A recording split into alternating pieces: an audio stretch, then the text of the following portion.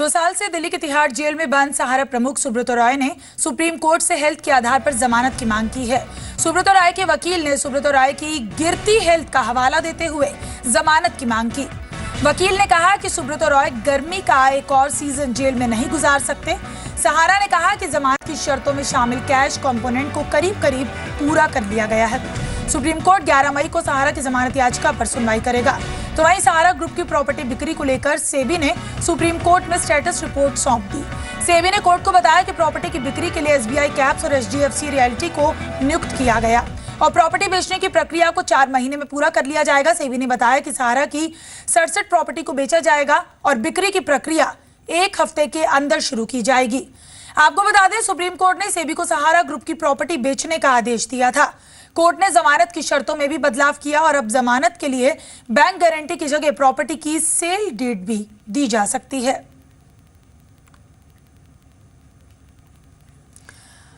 तो भारी घाटा झेल रही टेलीकॉम कंपनी टेलीनॉर ने भारत से निकलने की धमकी दी। कंपनी ने कहा कि अगर उसे वाजिब रेट पर स्पेक्ट्रम नहीं मिला तो वो भारत में अपना कारोबार बंद कर देगी। नॉर्वे में टेलीनॉर के ग्लोबल सीईओ सिग्वे ब्रेक ने कंपनी के नतीजों की घोषणा करते हुए कहा कि भारत में उनकी मौजूदगी स्पेक्ट्रम की उपलब्धता पर निर्भर करेगी। टेलीनॉर को भारतीय टेलीकॉम कारोबार में करीब 2530 करोड़ रुपए का नुकसान हुआ है।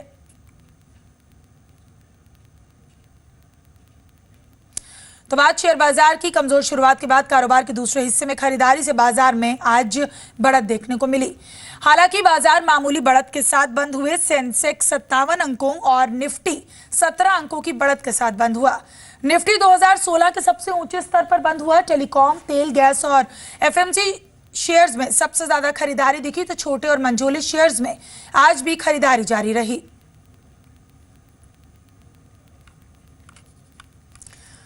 और एप्पल आईफोन का क्रेज घटने के संकेत मिल रहे हैं। ऐसा पहली बार हुआ जब एप्पल आईफोन की बिक्री गिरी। पिछले 13 साल में कंपनी के रेवेन्यू में भी पहली बार गिरावट आई है। चीन में बिक्री 4.5% से ज्यादा गिरी है, जो कंपनी के लिए अमेरिका के बाद सबसे बड़ा मार्केट है। एप्पल ने अगली तिमाही में रेवेन्यू में गिरावट का अनुमान जताया है।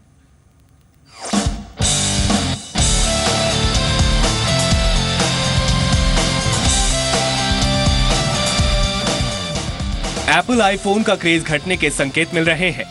आईफोन के दम पर साल दर साल बिक्री के नए रिकॉर्ड बनाने वाली एप्पल की कमाई 13 साल में पहली बार घटी है। ऐसा पहली बार हुआ है जब आईफोन की ग्लोबल बिक्री में गिरावट दर्ज की गई है। जनवरी मार्च तिमाही में कंपनी का रेवेन्यू 13% गिरा है, जबकि आईफोन की बिक्री 16% घटी है। जनवरी मार्च तिमाही में एप्पल ने दुनिया भर में कुल 5 करोड़ 12 लाख आईफोन बेचे, जबकि 2015 में इसी दौरान कंपनी ने 6 करोड़ 12 लाख आईफोन बेचे थे। जनवरी मार्च तिमाही में एप्पल की कुल बिक्री $5,800 करोड़ से घटकर $5,056 करोड़ रही। चीन में एप्पल की बिक्री 4.5% से ज्यादा गिरी है। एप्पल के सीईओ टिम कुक के मुताबिक अमेरिका, जापान और चीन जैसे बड़े मार्केट में बिक्री में गिरावट का नेगेटिव असर आमदनी पर पड़ा है।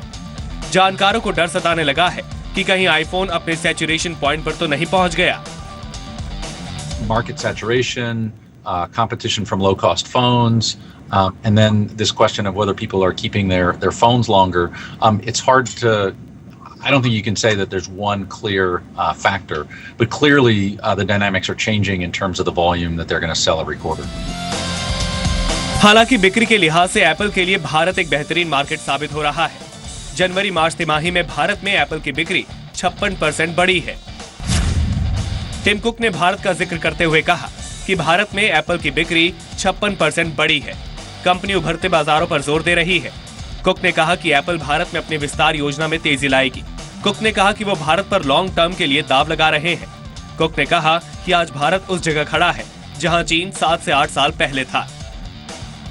एप्पल भले ही भारत जैसे मार्केट पर दाव लगा रही हो, लेकिन कंपनी के लिए अगली तिमाही भी अच्छी नहीं रहने वाली, क्योंकि कंपनी ने अगली तिमाही के लिए भी खराब अनुमान पेश किया है।